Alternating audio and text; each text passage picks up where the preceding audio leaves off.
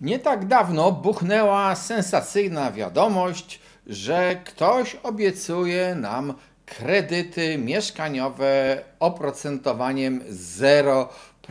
No, zacznijmy od tego, że w ogóle w definicji kredytu mowa jest o tym, że ktoś ma też spłacić jakieś między innymi odsetki od tego kredytu.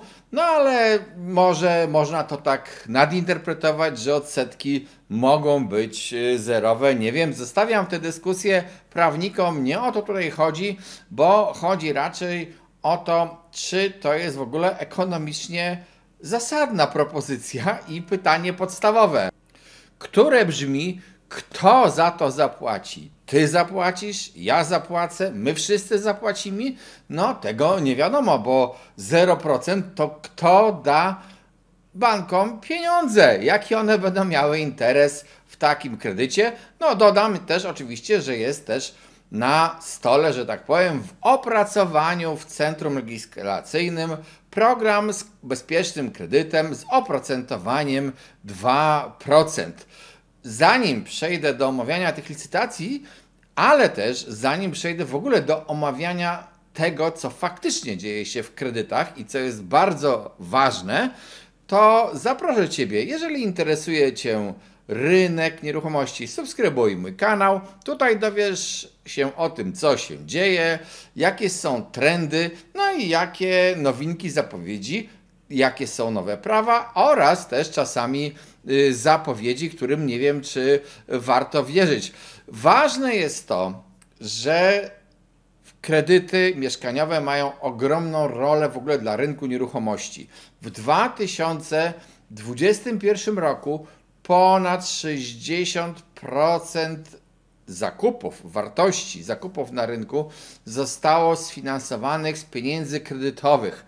Ale pamiętaj, że do tych kredytów została dodana również wpłata własna tych, którzy zaciągali kredyt, a także, że niektóre transakcje były dokonane pośrednio z kredytu. To znaczy, ktoś sprzedał jakąś nieruchomość wcześniej, którą nabył ktoś, kto się posługiwał kredytem, a następnie ten sprzedający udał się dalej i już za gotówkę został policzony jako klient tak zwany gotówkowy, za gotówkę nabył kolejną nieruchomość, ale tak naprawdę ta jego transakcja była napędzana kredytem. Stąd rola kredytów w obrocie mieszkaniami, nieruchomościami jest ogromna. I jak wyglądają twarde dane z BIK-u za ostatni miesiąc, za styczeń 2023 roku w porównaniu z innymi latami. I od razu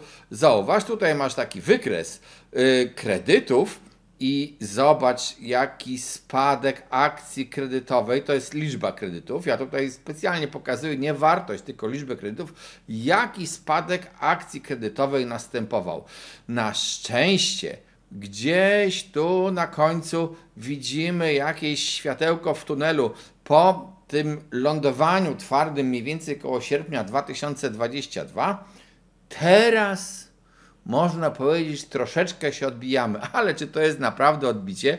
Zobacz na tym wykresie tutaj, gdzie masz różne lata i ta malutka kropeczka, o tu, którą pokazuję palcem, ledwo ją znalazłem, to jest kropeczka obrazująca liczbę kredytów w styczniu 2023 roku, a te pozostałe linie to są liczby kredytów w poprzednich latach. Ta taka dołująca spadkowa to rok 2022.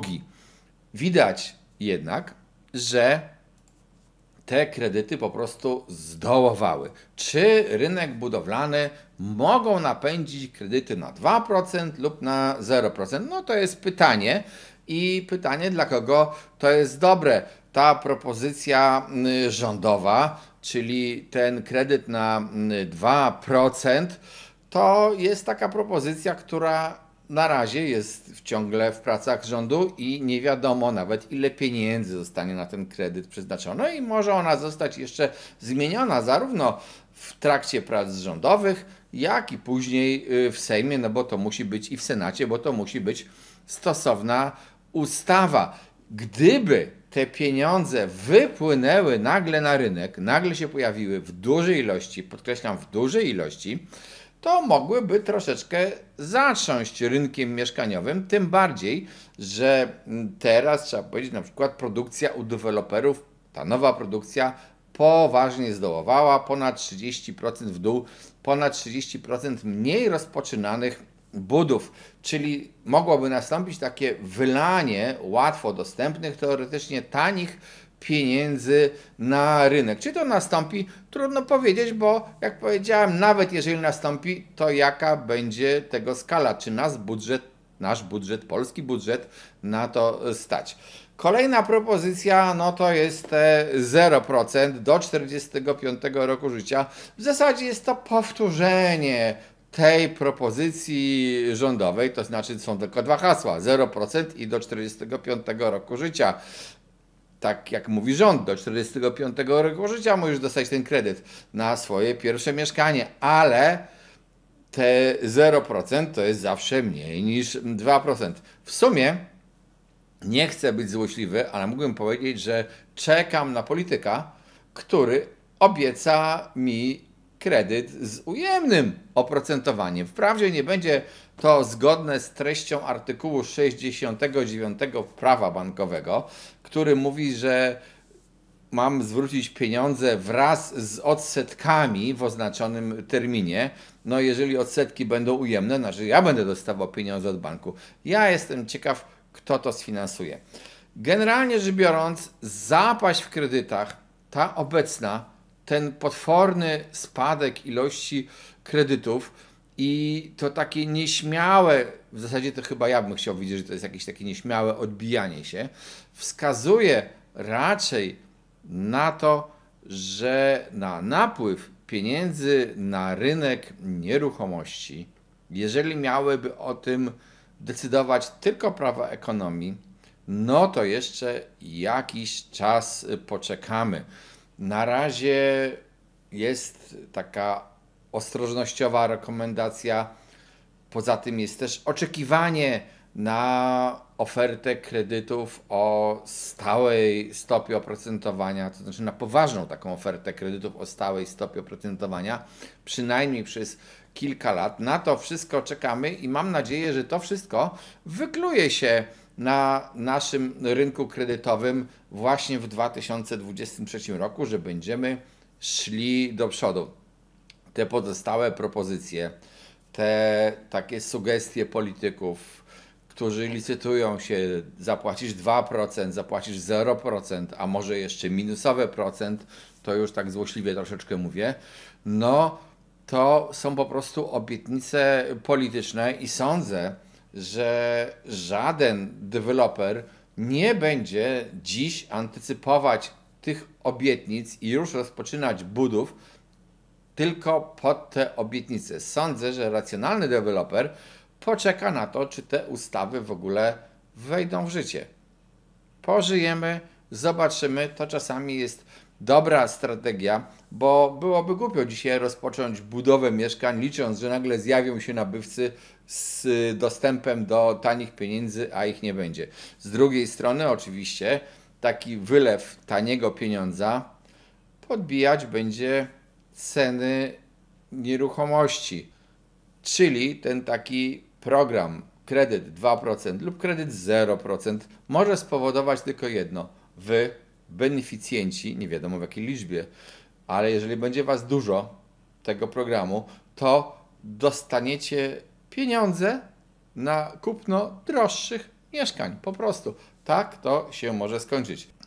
Ja wolałbym, żeby program rządowy, czy program tych, którzy mają zamiar rządzić, zamiast koncentrować się na rozdawnictwie pieniędzy, koncentrował się na wspomożeniu podaży nowych mieszkań, wspomożeniu budów, ułatwieniu budowania, ułatwieniu w ogóle pozyskiwania terenów, uproszczeniu przepisów i dawaniu też możliwości rozwijania się zarówno rynkowi sprzedaży mieszkań, jak i rynkowi najmu. Nie można ortodoksyjnie mówić, że wszyscy Polacy mają być właścicielami mieszkań.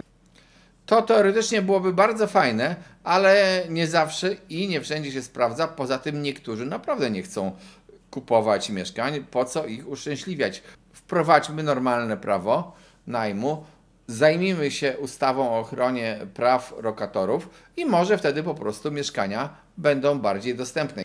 Jeżeli interesuje Ciebie rynek nieruchomości, subskrybuj ten kanał. W kolejnych odcinkach dowiesz się również o tym, jak zmieniają się ceny nieruchomości. Najświeższe informacje zapraszam już na ten odcinek. Jeżeli chcesz wiedzieć więcej i w ogóle znać przepisy obrotu nieruchomościami, zapraszam na szkolenia na cement24.pl. Miło nam będzie, jeżeli będziesz subskrybować nasz kanał i pisz nam w komentarzach, o czym chcesz nowe audycje, bo chętnie zrobimy je pod Twoje zamówienie. A w tym roku wyborczym miejmy tylko nadzieję, że nas, podatników, nie obciążą dopłatami do kredytów dla innych osób, bo 0% kredytu, no to już jest chyba rozdawnictwo moich pieniędzy, przynajmniej tak mi się wydaje. Cześć!